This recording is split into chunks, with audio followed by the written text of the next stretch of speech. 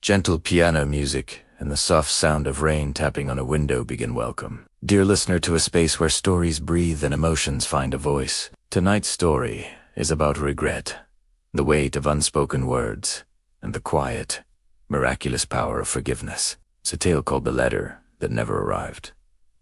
So, find a comfortable spot, quiet your mind, and let this story find its way to you. For 40 years, Clara Evans was the beating heart of our small town as a post office. Her hands, stained with ink and softened by time, had touched every birth announcement, every birthday card, every tear-stained farewell. She knew the rhythm of our lives through the secrets sealed inside each envelope. But there was one letter, a single, folded piece of paper, that haunted her more than all the rest.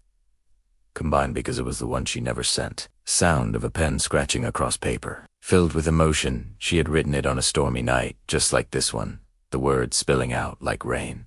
It was a letter to Henry, the man whose laughter she still heard in the quiet moments. The man she once loved with every fiber of her being. They had fought a silly, prideful argument that snowballed into a wall of silence. He left town without a word, a ghost disappearing into the morning mist.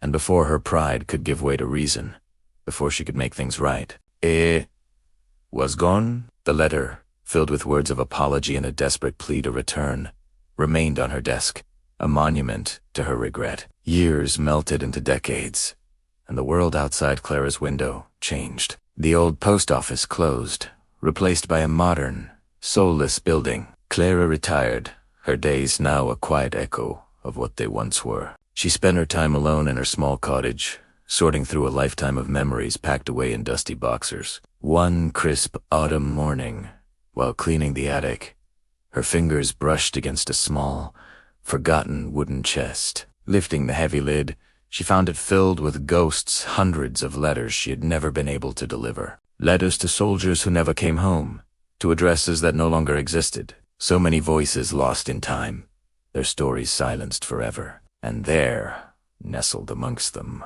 was her letter. The one to Henry. The paper was brittle. The ink faded to a pale, ghostly blue. But the ache it caused in her chest was as sharp as the day she wrote it. 40 years of silence, of wondering what if. Holding it, she felt a sudden, urgent need for closure. Maybe it's not too late, she thought, a fragile hope fluttering in her heart.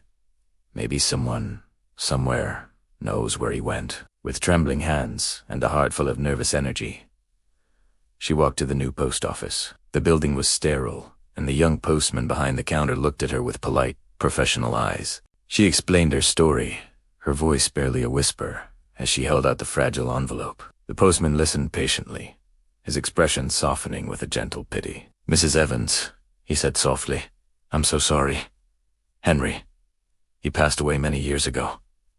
But his son, James, still lives here. He runs the old bookstore on Main Street." Clara's world tilted. The hope she had clung to vanished, replaced by the finality of death. But then, looking at the letter in her hand, a new purpose formed. It wasn't for Henry anymore.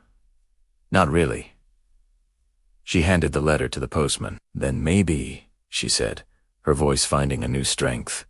It's time it reached the right heart. Later that night, James, Henry's son, sat in his apartment above the bookstore. He was a quiet man, with his father's kind eyes and a library of books for company. He held the old, delicate letter, unsure of what to expect. As he carefully unfolded it, Clara's words, written so long ago, filled the room. They spoke of a vibrant, passionate love, of a foolish mistake, of a deep and lasting regret, and a simple, powerful hope for forgiveness. Tears welled in James's eyes and traced paths down his cheeks. He had only known his father as a reserved, melancholy man who rarely spoke of the past. He never knew this part of his story, that he was once loved so fiercely that someone, somewhere, had spent a lifetime holding on to his memory. She forgave him, he whispered to the empty room.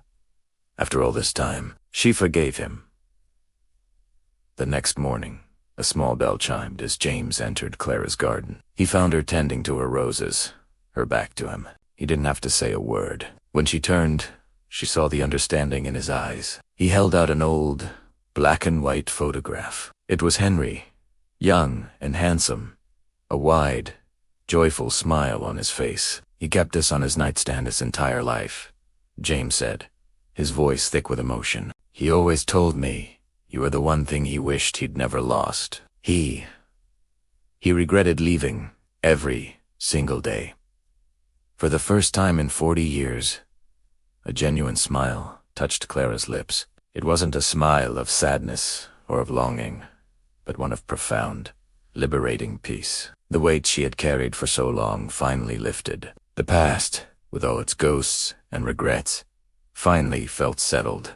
Dat evening, as the sun painted the sky in shades of orange and purple, Clara walked to her windowsill. She didn't look at the old letter anymore. Instead, she placed a single, empty white envelope there, facing the setting sun. She no longer needed to send letters to the past, because she finally understood that sometimes forgiveness doesn't need to be delivered by mail. It just needs to arrive in the heart. The words we never send can still change the hearts they were meant for. If there's someone in your life you wish you'd forgiven, or a conversation you wish you'd had, maybe today is the day to let that feeling go. Bekauselao, like a letter that has traveled a long and weary road, always finds its way home. Thank you for listening. If this story touched your heart, please consider liking this video and subscribing for more tales that explore the depths of the human spirit. Until next time, be kind to yourselves and to each other.